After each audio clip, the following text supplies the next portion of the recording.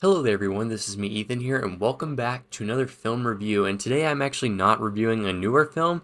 I'm reviewing the IMAX reissue of Dune 2021.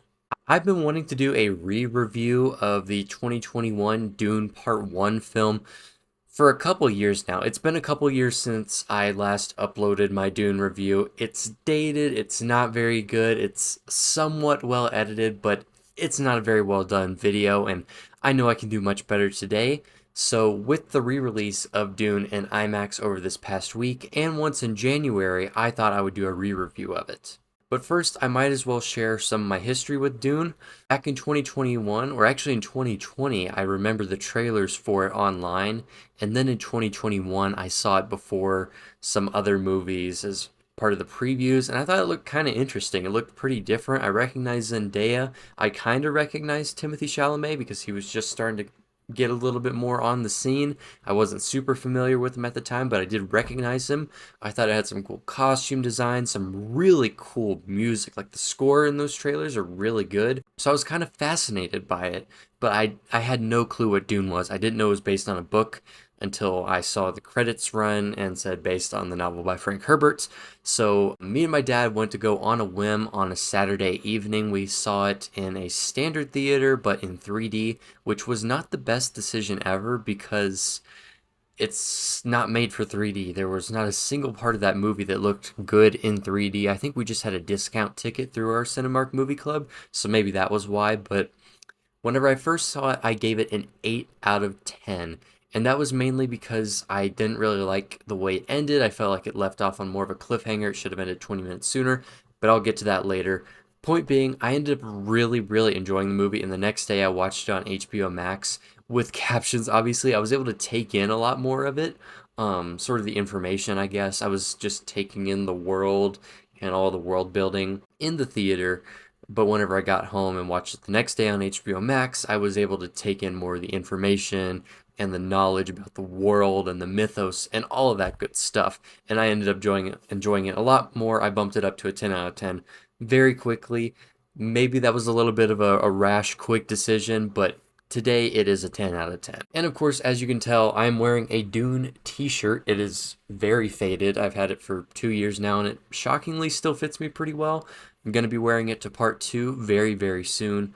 But I ended up loving this movie so much that I even bought the book a couple days later. And as you can probably tell, this book is pretty beat up now. It sat in my backpack for a very long time at school, but some of my friends will remember 2.5 years back in November of 2021, the weekend after Dune released, they saw me walking in wearing a Dune t-shirt, carrying my Dune book, absolutely just geeked over it. And I was just so overwhelmed by it and just fascinated by it that I'd go as far as to say that this is probably my Star Wars. The way kids reacted in the 80s to Star Wars was the way I reacted to Dune 2 years ago, where I was just blown away by the world and totally immersed. Just one of those revolutionary, totally immersive movies that you're just stunned by. Now, whenever it came to the book, I only got almost halfway through it. It's over 800 pages, it's 794 pages, over 800 pages if you want to read all the extra stuff and the terminology and all that. It's almost 1,000 pages. So it's a lot. It's overwhelming. I didn't get to halfway through it. Took it with me to the SAT testing about a year after the film's release, and I didn't realize that I wasn't allowed to bring in a book for that test, so it was confiscated. And I didn't get it back for another at least half a year. I did not have it over that summer break. I didn't have it over the spring break right after the SATs because they had to look through every single page to make sure I didn't write down any notes. So I'm sure that was very fun for them. But just kind of a funny story. I never got to actually finish this book because it was taken by one of my English teachers. And if any of my friends are watching, you know exactly who. He was in one of our short films. But regardless, my Dune book was taken away by my English teacher during my English SAT, and I didn't get to finish it until about a month back. Last summer, I continued through more of it. Over the fall, I continued through more of it, and I finally got to the halfway marker in this book where the first movie ends, because the first movie is the first half of the book, or a little bit over that. I finally got halfway, And then I rewatched it on my 4K disc, and then just a couple days later, me and my dad drove all the way out to Denver to go to the one night only IMAX reissue for Dune, and it was incredible. Having never seen it in IMAX before, only that standard kind of crappy 3D theater that we went to see at our Cinemark. It was an incredible experience. First of all, the sound design is just outstanding. I'm pretty sure it won the Oscar in 2022 for Best Sound Design. It took home, I think, 6 Oscars. Took home the most that year, which there wasn't a whole lot of competition anyways, but regardless. It was one of the best cinematic experiences ever that I've ever had in my 18 years of living so far. It was insane. The sound design, it just rumbled our seats, and I always love that whenever you can really feel it.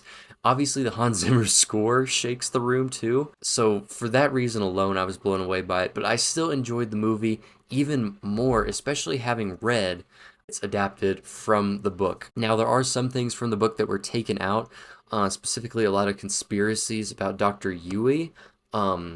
I found that very intriguing in the book. I actually really enjoyed that aspect of it. There's suspicion from Gurney that the lady Jessica is actually the traitor. I found that fascinating, and that continues into part 2 of the book. I don't think that will continue into part 2 of the movie because that was never established in the first movie. So I really like that aspect of it. And then there was also a dinner party scene very early on in the book, maybe the first 100 or 200 pages, where it's very political and gives you a little more insight into what's to come of the Atreides house that I found just so much fun. I mean, it's intense. It's not supposed to be fun for the characters, but I had a blast reading through that section. And that was pretty much the only big scene that I wished they had put into the movie. But then again, maybe the movie would have been 3 hours at that point. I know you can't adapt everything into a movie, especially whenever it's something as thick and meaty and just intense and thoughtful and deep and just full of stuff as Dune. It's so much, and part of the issue with adapting it, it was considered not adaptable for so long, is because you hear the characters' thoughts in the book all the time whenever they're talking. If anybody's having a conversation, you're hearing their inner monologue or like their inner thoughts while they're having a conversation. And in a movie, you just can't do that. Actually, you can. This is David Lynch's 1984 Dune adaptation that I watched with my dad a couple weeks back. And they tried to do this, and it sucks, and it just does not work. It's just overly narrating your movie by having voiceover for your character's thoughts. It doesn't work. So Denis Villeneuve definitely improved with this one, where he just realized we're not going to get every single character's inner thoughts in their brain every single time they speak. They're going to have to voice it out loud. That's just what happens whenever you adapt something that is a novel into a visual medium, or a mostly visual medium.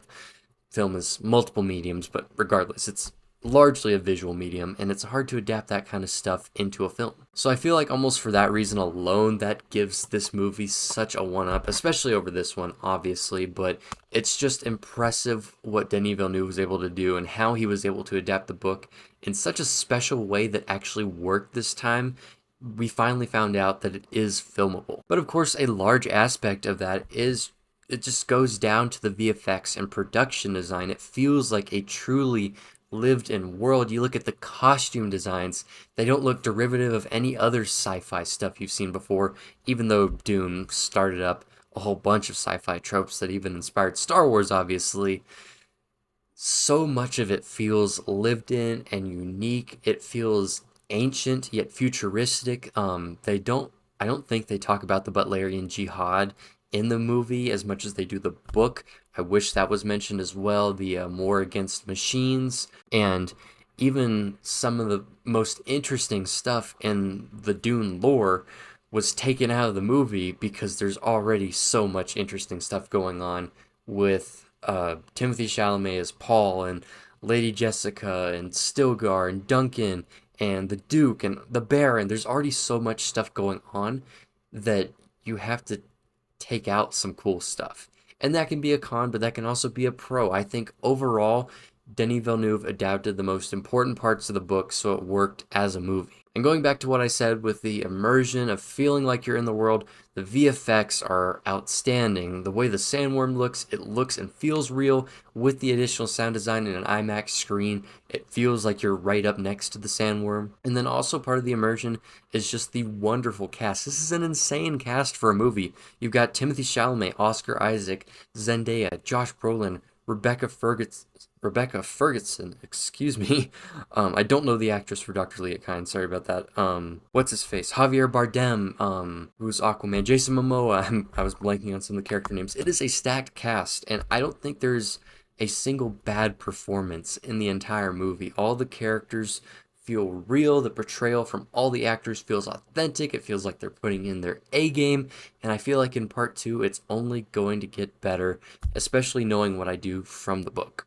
Going back to what I said before about the ending not initially working for me on my first watch, and a lot of people have said this, that Dune should have ended 20 minutes earlier, where Paul and the Lady Jessica get into their still suits and say, okay, it's time to go find Siege Tabor and go meet with Stilgar where Duncan Idaho once was and find out about the Fremen way so we can live after the Atreides household was just nuked, basically. So, yeah, that works as an ending for a movie. But after having read the book and knowing what happens with Paul, him killing Jami, I think I said his name right, is the turning point in him becoming the Muad'Dib, Kwisatz Haderach, all of that stuff. That is the major pivotal turning point halfway through the book. You lead up all the way to that in the first half of the book, and then after that it's all just an insane spiral of events, and it all kind of starts from that.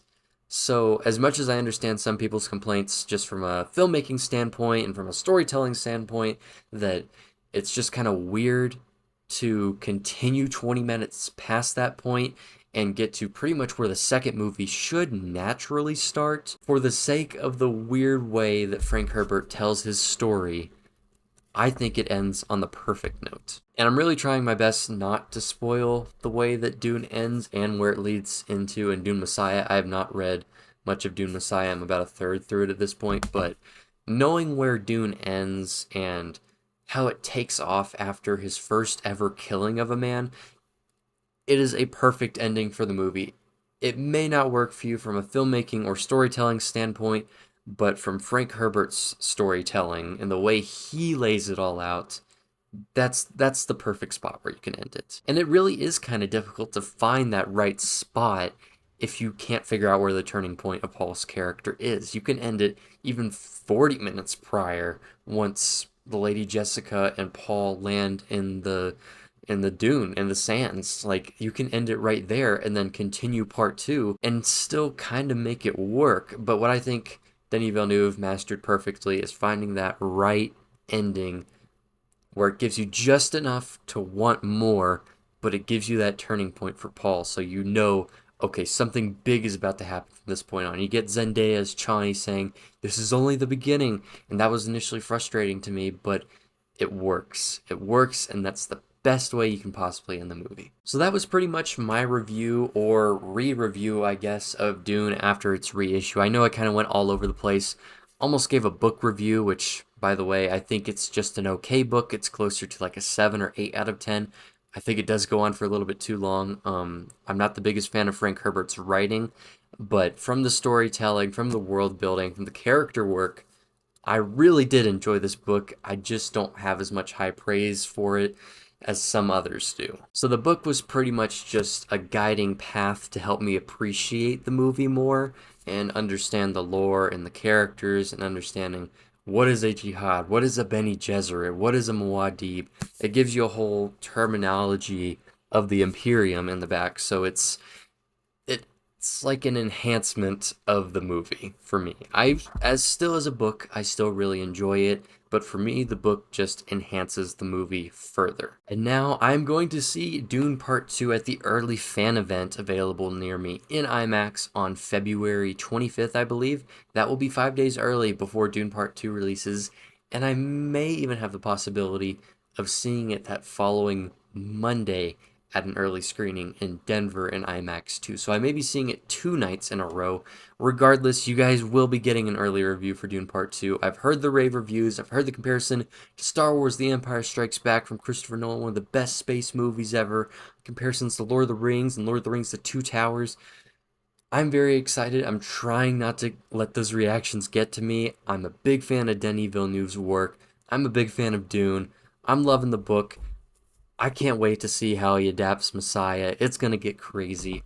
I'm trying to keep my expectations wrapped up in a nice bundle of just going in open-minded and excited to see what happens, see how it changes from the book, and just experience it. I'm trying not to get too much spoiled for me. I've seen all the trailers and the little preview at the end of part 1. It's a totally different energy part 2 just based on that one clip that we got, but I'm trying to keep my expectations level right now. I am extremely excited for it. It was my most anticipated movie of last year. It is my most anticipated movie of this year after the SAG-AFTRA delays, but I'm going to keep my expectations in check. I do have high hopes, but I'm going to try my best to keep them in check, and obviously stay tuned for that review. So if you all enjoyed this review and if you all enjoyed this video, please be sure to like, comment, and subscribe, and as always, I will see you all in the next one. May thy knife chip and shatter.